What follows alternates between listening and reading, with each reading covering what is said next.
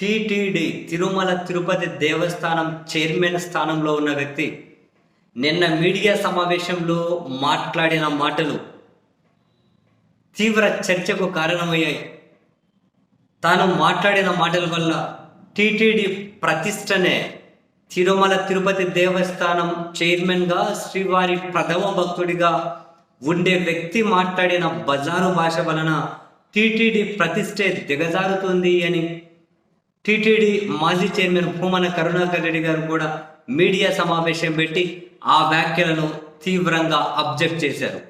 ఒక భూమన కరుణాకర్ రెడ్డి గారు అనే కాదు, ఆ వ్యాఖ్యలు ఎవ్వరూ కూడా యాక్సెప్ట్ చేయకూడదు. టిటిడి చైర్మన్గా ఉన్న వ్యక్తికి ఓపిక ఉండాలి, బాధ్యత ఉండాలి, ఆయన ఒక రెస్పాన్సిబిలిటీ ఫీల్ అవ్వాలి. సో వాళ్ళు చేసే కార్యక్రమాల్లో ఏమైనా లోపాలు బయటపడుతూ ఉన్నా వాటిని సరిదిద్దుకోగలిగే ఆ మనస్తత్వం ఉండాలి.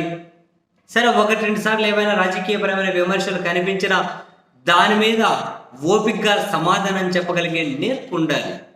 ఇవన్నీ వదిలిపెట్టేసి నాకు టీవీ ఛానల్ ఉంది, నా ఇష్ట రీతిని దాంట్లో వార్తలు ప్రసారం చేయిస్తా, నన్ను విమర్శించిన వాళ్ళ మీద పిచ్చిగా నేను కథనాలు ప్రసారం చేయిస్తా అని ఆ పని చేసుకుంటూ నా గురించి తెలియదు, నా సంగతి తెలియదు, నేను తలుచుకుంటే అది చేస్తా, నేను తలుచుకుంటే ఇది చేస్తా. ఏంటి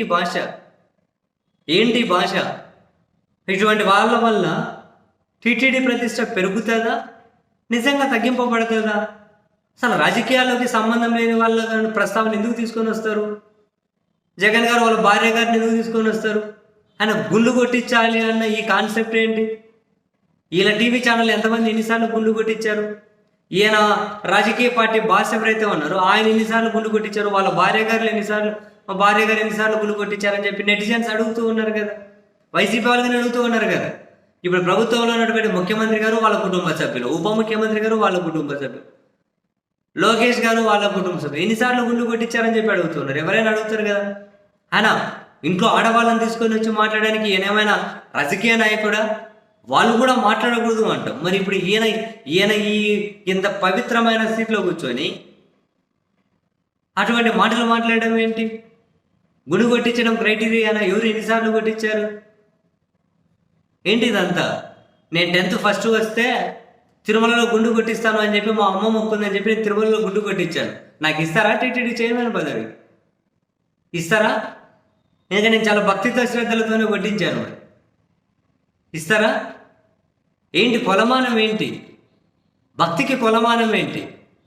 ఈయన టిటిడికి ఇటువంటి వాళ్ళల్లా భక్తులను దూరం చేస్తున్నారా, దగ్గర చేస్తున్నారా? ఏం చేస్తున్నారు? తీవ్ర చర్చనీయాంశం అవుతుంది. మరి ఆయన ఏం ఫ్రస్ట్రేషన్లో ఉన్నారు, లేకుంటే ఆయన ఫ్రస్ట్రేషన్లో ఉంటే నేను తోపు అని చెప్పి అహంకార భావనలో ఆయన ఉంటే కూర్చోవలసిన టిటిడి చైర్మన్ గిరి కాదు. ఆల్రెడీ మీకు ఒక టీవీ ఛానల్ చైర్మన్ గిరి ఉంది కదా, అక్కడికి వెళ్ళి మీ ఛానల్లో పనిచేసే వాళ్ళ మీద ఎంత అహంకారమైనా చూపించండి, ఎంతటి ఆధిపత్యమైనా చూపించండి, నడుస్తుంది.